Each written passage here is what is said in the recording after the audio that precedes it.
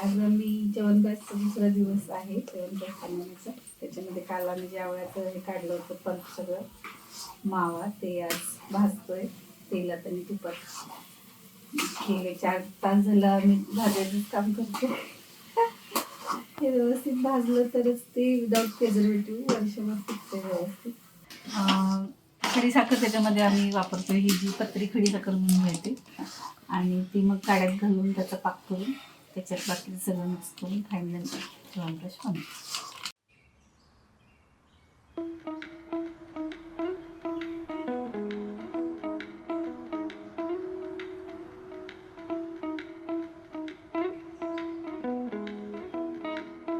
ही आता आपलं च्यवनप्राश आपण पूर्णपणे तयार केलं आहे आणि त्याच्यामध्ये फायनल स्टेज आहे. त्याच्यामध्ये आपण प्रक्षेप ॲड करतोय. प्रक्षेप म्हणजे ही अशी औषधं असतात जी आपण सगळं हे शांत झाल्यानंतर गार झाल्यानंतर मग ॲड करायचं असतं आणि याच्याने त्याचे जे काही गुणधर्म आहेत ते एन्हान्स होतात. त्याच्यामध्ये बेसिकली आपण पिंपळी वापरतो, हे नागकेशर त्याच्यामध्ये वापरतोय आपण, ही वेलची आहे आणि हे तमालपत्र. हे सगळं आपण व्यवस्थित ॲड करून आणि हे एक आहे ते वंशवची हे आपण ॲड करून प्रॉपर मिक्स केल्यानंतर मग फायनल च्यवनप्राश आपला बनतो. आणि हे प्रक्षेप ॲड केल्यानंतर त्याच्यासोबत आपण मध ॲड करतो. त्याच्यामध्ये हे मिक्स करणं अपेक्षित आहे व्यवस्थित. आणि मग जो काही एक तिखट असा जो त्याला टेस्ट येत असते च्यवनप्राशला ह्या सगळ्या प्रक्षेप द्रव्यांमुळे येत असते. हे व्यवस्थित मिक्स केलं जीव झालं की नंतर आपण ते पॅक करणार आहे बॉटल्समध्ये. च्यवनप्राश हे बेसिकली आवळ्या त्याच्यात सगळ्यात जास्त प्रमाणात आहेत. आवळ्याला धात्री म्हटलं जाते, म्हणजे जसं की आई आपलं सगळं पालन पोषण करते तसंच धात्री म्हणजे सर्व धातूंचं पोषण करणारी अशी ती अमलकी आहे. त्याच्यामध्ये सर्व 5 रस असतात. फक्त एक लवण म्हणजे खारटपणा सोडून बाकी सगळे 5 पण जे काय चवी आहेत त्या जास्त प्रमाणात असतात. त्यातल्या त्यात तुरटपणा सगळ्यात जास्त आहे, आंबटपणा त्यानंतर. आणि हे सगळे जे रस आहेत त्याच्यामध्ये आपण ॲडिशनली अजून सगळे औषधं घातले. दशमूल, अष्टवर्गातली औषधं, बला, अशी बरेच म्हणजे जवळजवळ 42 औषधं याच्यामध्ये आपण काढत वापरली. आणि त्यानंतर आपण वरून प्रक्षेप द्रव्य घातले. आवळा जास्त प्रमाणात वापरले आपण. पाक करण्यासाठी खडी साखर वापरली आहे. त्याच्यामध्ये तेल तूप वापरले भाजण्यासाठी. त्यामुळं त्याचा जो काय वातशमन गुण जास्त होतोय. शिवाय ही सगळी द्रव्ये जी उष्ण तीक्ष्ण आहेत ती कफावरती चांगले काम करतात. त्यामुळे जे पण रेस्पिरेटरी सिस्टीमशी रिलेटेड आजार आहेत, म्हणजे ज्यांना बरेच दिवस खोकला आहे किंवा दम्याचा त्रास होतोय किंवा वारंवार सर्दी होती, अशा लोकांसाठी हे बेस्ट रसायन आहे. याशिवाय वृद्ध, बाल ही जी लोक कमजोर झालेली असतात किंवा दीर्घकाळ आजाराने एखादा माणूस फार थकला आहे तर त्याचं बल वाढवण्यासाठी हे बेस्ट रसायन आहे. त्याच्यामध्ये पण लहान मुलांना म्हणजे पेरेंट्सना असं अपेक्षित असते की त्याचं वजन वाढत नाही चांगलं, तर रोज थोड्या प्रमाणात दिल्याने त्याची भूक चांगली होती, वजन चांगलं वाढायला मदत होते.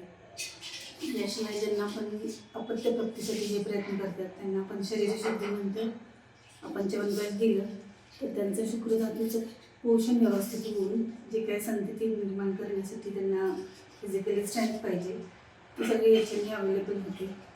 म्हणजे थोडक्यात जे पण बल वाढवायचं आहे शरीराचं त्यासाठी हे नेसेसरी आहे. शिवाय शरीराची कांती म्हणजे तुकतुकीत सगळ्या धातूंचं पोषण व्यवस्थित झाल्याने केस चांगले होणं, स्किन चांगली होणं, हे आत्ता जे लोकांना फार क्रेज आहे की माझं सगळं छान छान असलं पाहिजे, त्या सगळ्यामध्ये पण च्यवनप्राशचा फार चांगला उपयोग होतो आहे. म्हणजे थोडक्यात काय की तुम्ही आहार म्हणून नेहमीच काहीतरी खात असते आणि त्याच्याविषयी नेहमी चांगला विचार करत असते की आहारात कशा चांगल्या चांगल्या गोष्टी इन्क्लूड करू शकतोय.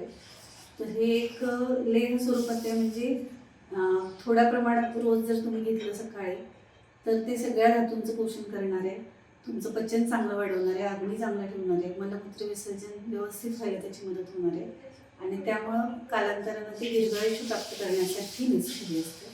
त्यामुळे च्यवनप्राश हे बेस्ट रसायन आहे. आणि पूर्वी त्याचा उपयोग च्यवनऋषींनी सगळ्यात पहिल्यांदा केला होता.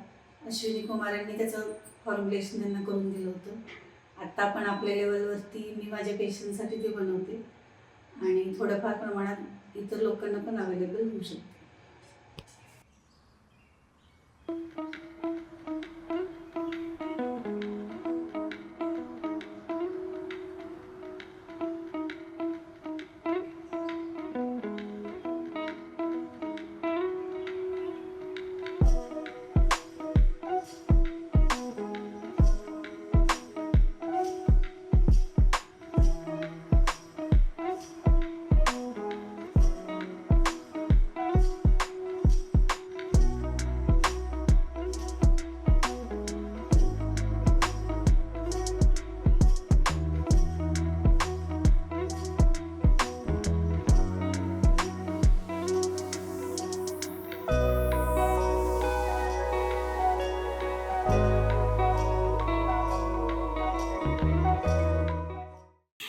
इतक्या दिवसांच्या आमच्या कष्टाने फायनली आम्ही हे च्यवनप्रकाश बनवले आणि याच्यामध्ये मला सगळ्यांनी मदत केली आहे आणि आमच्या पेशंटसाठी आम्ही हे फर्स्ट क्वालिटी च्यवनप्रकाश वापरतो.